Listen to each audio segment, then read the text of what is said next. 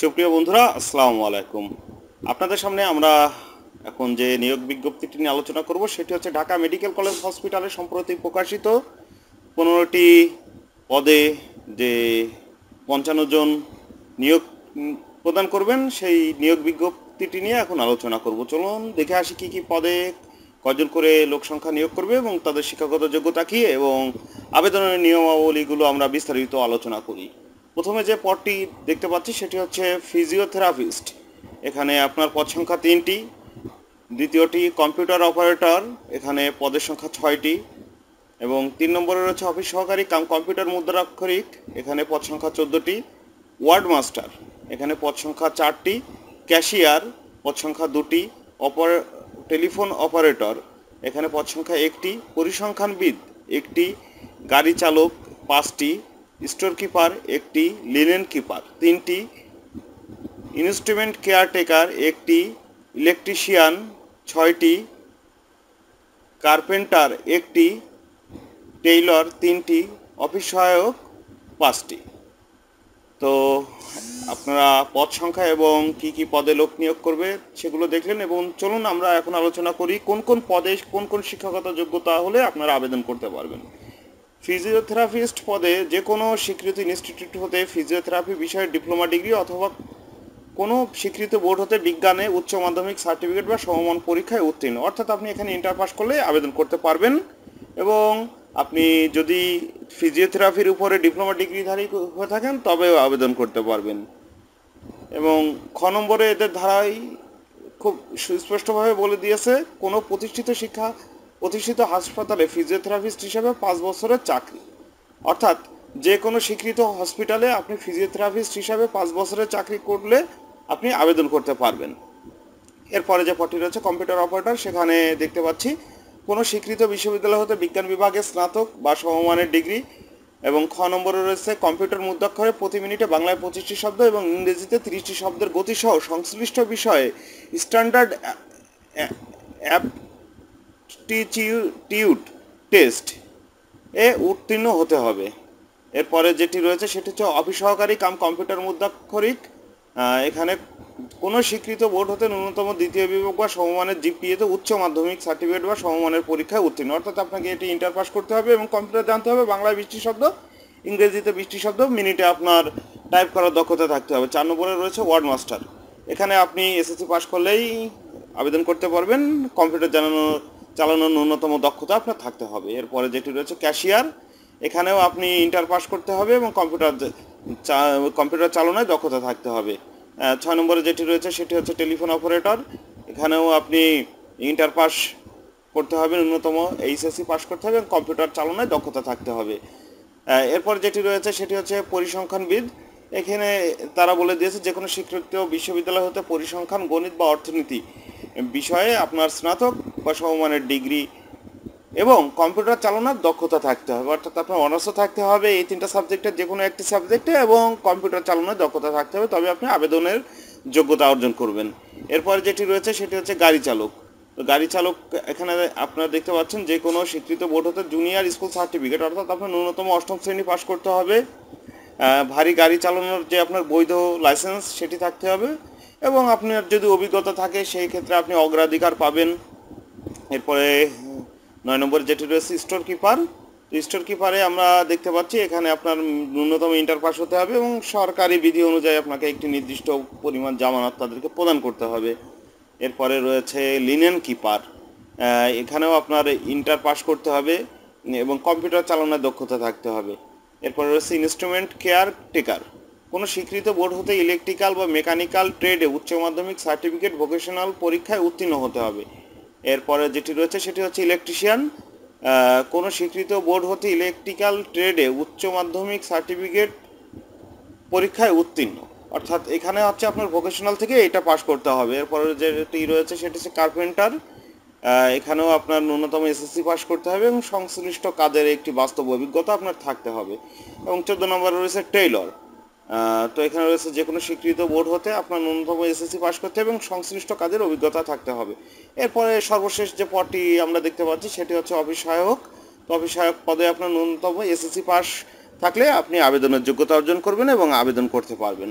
তো আবেদন শুরু করার আগে আবেদনের যে বিস্তারিত আমি আপনাদেরকে দেখিয়ে দিচ্ছি। সেটি হচ্ছে 1/5/2025 তারিখে প্রার্থীর বয়স 18 থেকে 32 বছরের ভিতরে হতে হবে।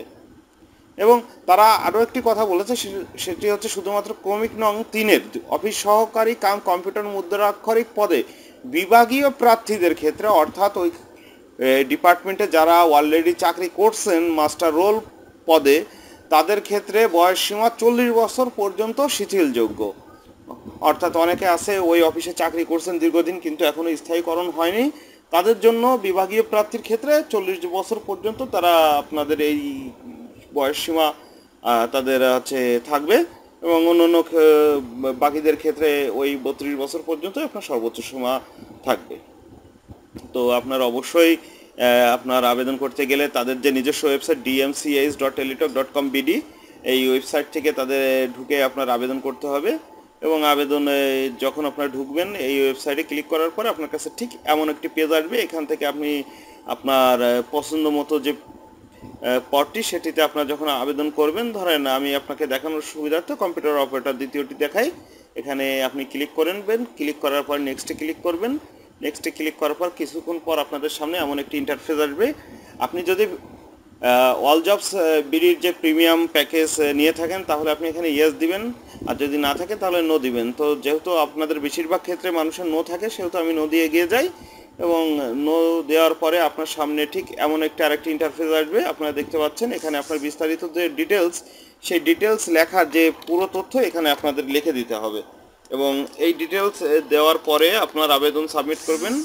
আপনার এখানে কি কি তথ্য দিতে হবে: আপনার নাম বাংলা ইংলিশ এবং পিতার নাম বাংলা ইংলিশ, মাতার নাম বাংলা ইংলিশ, জন্ম তারিখ, জাতীয়তা, ধর্ম, আপনার জেন্ডার, আপনার জাতীয় পরিচয়পত্র নাম্বার। জাতীয় পরিচয়পত্র নাম্বার যদি না থাকে তাহলে এখানে নো দিবেন। নো দিয়ে আপনারা এখানে আপনার জন্ম সনদ নাম্বারটি দিবেন। পাসপোর্ট আইডি যদি থাকে, তবে পাসপোর্ট আইডি দেওয়াটা আসলে খুব বেশি প্রয়োজনীয় না। এখানে আপনার ম্যারিটাল স্ট্যাটাস, আপনি যদি বিবাহিত হন বা অবিবাহিত হন সেটি দিবেন। আপনার মোবাইল নাম্বার এই দুই জায়গায় দিবেন এবং দুই জায়গায় একই মোবাইল নাম্বার দিবেন। আপনার মেল অ্যাড্রেস দিবেন। কোটা যদি থাকে এখানে আপনার কোনো কোটা, অবশ্যই কোটা দিবেন। এবং আপনি যদি ডিপার্টমেন্টাল ক্যান্ডিডেট হন তাহলে অবশ্যই এখান থেকে আপনি সেটি সিলেক্ট করে দিতে পারবেন। এবং যদি না থাকে তাহলে নট অ্যাপ্লিকেবল দিয়ে আপনি পাস করে যাবেন। তো এরপরে যেটি দিতে হবে সেটি হচ্ছে আপনার অভিভাবক, কেয়ার অফ, আপনি কার তত্ত্বাবধানে আছেন এখানে তার নাম লিখবেন। আপনার বাবা জীবিত থাকলে অবশ্যই তার নাম লিখবেন, এবং বাবা জীবিত না থাকলে যদি মা জীবিত থাকে তাহলে মার নাম লিখবেন। এইভাবে আপনি আপনার গ্রামের নাম লিখবেন। এখানে আপনার জেলা সিলেক্ট করবেন, আপনার থানা সিলেক্ট করবেন। জেলা দেওয়ার পরে আপনার পোস্ট অফিসটি লিখবেন এবং সর্বশেষ পোস্ট কোড দিবেন। আপনার স্থায়ী ঠিকানা বর্তমান ঠিকানা যদি একই হয় তাহলে এখানে এই চিহ্নটি ক্লিক করবেন এবং ক্লিক করে আপনি সামনে এগিয়ে যাবেন। এখানে আপনার শিক্ষাগত যোগ্যতার যে তথ্যগুলো আছে সেগুলো পূরণ করবেন। আপনি যতটুকু শিক্ষাগত যোগ্যতা অর্জন করেছেন ততটুকু পূরণ করবেন। আপনি যদি মাস্টার্স আপনার সম্পূর্ণ হয়ে থাকে সেক্ষেত্রে আপনার ইফ অ্যাপ্লিকেবলের এখানে ক্লিক করলে এটি আপনার পূরণ করার জন্য চালু হয়ে যাবে। আপনারা যদি সে পর্যন্ত করে থাকেন তাহলে এগুলো সবগুলো করবেন। করার পরে আপনি এখানে অবশ্যই ইয়েস দিবেন যে আপনি কম্পিউটার জানেন। অর্থাৎ এরা এখানে চেয়েছে do you have minimum computer typing speed of 30 word in English and 25 word in Bengali per minute. অর্থাৎ আপনি যদি 30 ওয়ার্ড ইংলিশে এবং 25টি ওয়ার্ড বাংলায় পার মিনিটে লিখতে পারেন কিনা, এখানে অবশ্যই ইয়েস দিবেন। নো দিলে আপনার আবেদনটি বাতিল হয়ে যাবে। সেই ক্ষেত্রে আপনি শুধুমাত্র রিটিনে দিতে পারবেন, ভাইবা পর্যন্ত পৌঁছানোর যোগ্যতা আপনার থাকবে না। এরপরে এখানে যে কোডটি থাকবে সেই কোডটি আপনি সরাসরি না বসিয়ে একটি রিফ্রেশ দিবেন। রিফ্রেশ দেওয়ার পরে এখানে একটি নতুন কোড আসবে, সেই কোডটি বসিয়ে নিচে যে সম্মতি বাটন এখানে ক্লিক করে সাবমিট করবেন। সাবমিট করার পরে আপনার সব কিছু একবার দেখে নেবেন যে সব কিছু ঠিক আছে কি না। তারপরে ছবি আর সিগনেচার আপনি সেখানে তাদেরকে দিয়ে এবার সাবমিট ওকে বাটনে ক্লিক করলে আপনার আবেদন সম্পন্ন হয়ে যাবে। তো এখানে আপনি বরাবরের মতোই ছবি মূলত 300x300 আপনার যে পিক্সেলের, এবং 300x80 পিক্সেল হচ্ছে আপনার সিগনেচার। এটাই অবশ্যই স্ক্যান করে পূর্ব থেকে রেখে দিবেন, কারণ আবেদন করার সময় এটি অবশ্যই আপনাকে লাগবে। এরপরে আপনার যে টাকার মারবেন তখন আপনি অবশ্যই দেখতে পাচ্ছেন তাদের যে টাকা মারার পদ্ধতি। টেলিটক সিমে অবশ্যই আপনার নির্ধারিত পদের বিপরীতে যে টাকাটি সেটি অবশ্যই ঠিকমতো ভরে নেবেন আগে টেলিটক সিমে। এরপরে DMCH লিখে আপনার স্পেস দিবেন এবং আবেদন করার পরে আপনার যে ইউজার আইডিটি পাবেন সেই ইউজার আইডিটি লিখবেন। ইউজার আইডি লিখে সেন্ড করবেন 16222 নাম্বারে। এরপর আপনাকে একটি ফিরতি SMS একটি পিন নাম্বার দিবে। আপনি যদি সম্মতি জ্ঞাপন করেন টাকা পাঠানোর জন্য তাহলে আবার লিখবেন DMCH space yes space pin. এটি লিখে সেন্ড করলে আপনার একটি ফিরতি SMS ইউজার আইডি পাসওয়ার্ড আসবে এবং আপনার মোবাইল থেকে তাদের যে নির্ধারিত টাকাটি সেটি কেটে নেবে এবং পরবর্তীতে আপনি ইউজার আইডি পাসওয়ার্ডটি সংরক্ষণ করে রাখবেন, কারণ ওটি দিয়ে আপনার অ্যাডমিট কার্ড তুলতে হবে এবং অ্যাপ্লিকেশন করার পরে অ্যাপ্লিকেশন কপিরও একটি রঙিন কপি আপনি অবশ্যই ডাউনলোড করে আপনার কাছে প্রিন্ট করে আপনি রাখবেন। তো বন্ধুরা, এই ছিল আজকের বিজ্ঞপ্তি। তো ভালো থাকবেন সবাই, দেখা হবে আগামী পর্বে। আমার চ্যানেলটি যদি ভালো লেগে থাকে অবশ্যই সাবস্ক্রাইব করবেন, বন্ধুদের সাথে শেয়ার করবেন এবং আপনার যদি কোনো মূল্যবান মতামত থাকে অবশ্যই আপনি কমেন্ট বক্সে আপনার মতামত জানাবেন এবং অবশ্যই একটি লাইক করবেন। তো ধন্যবাদ, এ ছিল আজ এই পর্যন্তই। তো দেখা হবে আগামী পর্বে। আল্লাহ হাফেজ।